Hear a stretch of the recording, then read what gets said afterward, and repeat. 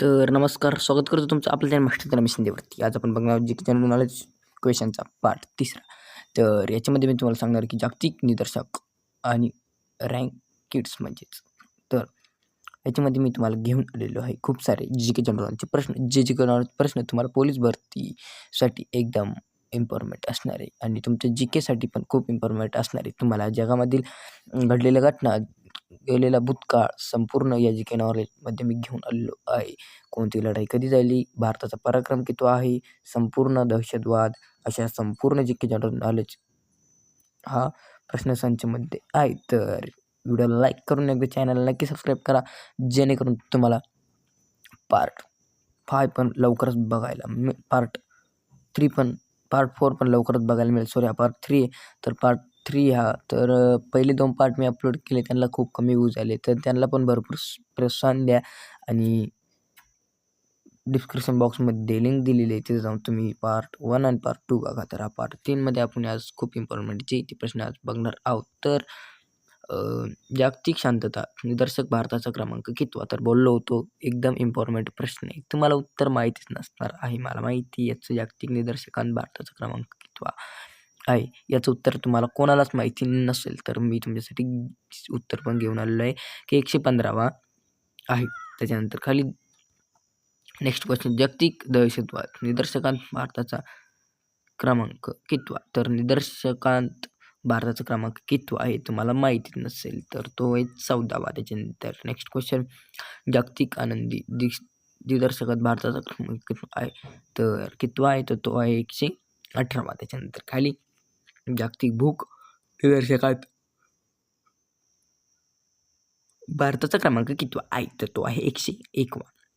त्याच्यानंतर खाली next question, जागतिक प्रेस स्वतंत्र निदर्शकात भारताचा क्रमांक कितवा आहे? तर तो आहे 151. त्याच्यानंतर खाली जागतिक भ्रष्टाचार निदर्शकात भारताचा क्रमांक कितवा आहे? तर तुम्हाला हे पण माहीत नसेल की भ्रष्टाचारात भारताचा नंबर कितवा आहे? तर तो आहे 91. त्याच्यानंतर खाली इथे तुम्हाला बदललेली नावे आणि माहिती ठिकाणी. तर बदललेली नावे आणि माहिती ठिकाणी हे तुम्हाला माहिती नसेल, तर मी तुम्हाला ते घेऊन आलेलो आहे. तर केरळ राज्याचे नवीन प्रस्तावित नाव काय? तर केरमळ हे त्याचे नाव आहे. त्यानंतर राज्यपतीचे नवीन नाव काय आहे? त्याचे करपथक हे आहे. खाली औरंगाबादचे नवीन नाव काय? तर त्याचे नवीन नाव जे आहे छत्रपती संभाजीनगर. त्यानंतर खाली उस्मानाबादचे नवीन नाव काय? धाराशिव. त्याच्यानंतर खाली अहिल्यानगरचे नवीन नाव काय? तर ते आहे अहमदनगरचे नवीन नाव काय? ते आहे अहिल्यानगर. त्यानंतर खाली शिखर परिषद आणि जागतिक संघटना. तर शिखर परिषद आणि जागतिक संघटना G20 शिखर परिषद 2025 कोटी आहे, तर ती आहे जोहान्सबर्ग.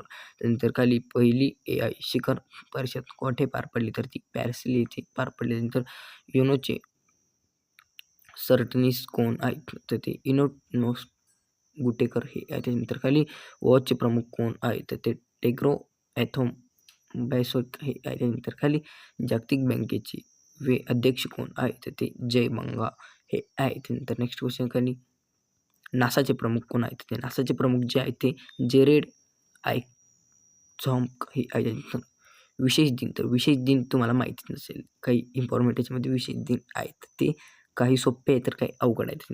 नेक्स्ट क्वेश्चन आपण बघूया. त्याचा पहिला, स्वातंत्र्य शेती दिवस कधी साजरा केला जातो? तर तो केला जातो 7 ऑगस्ट.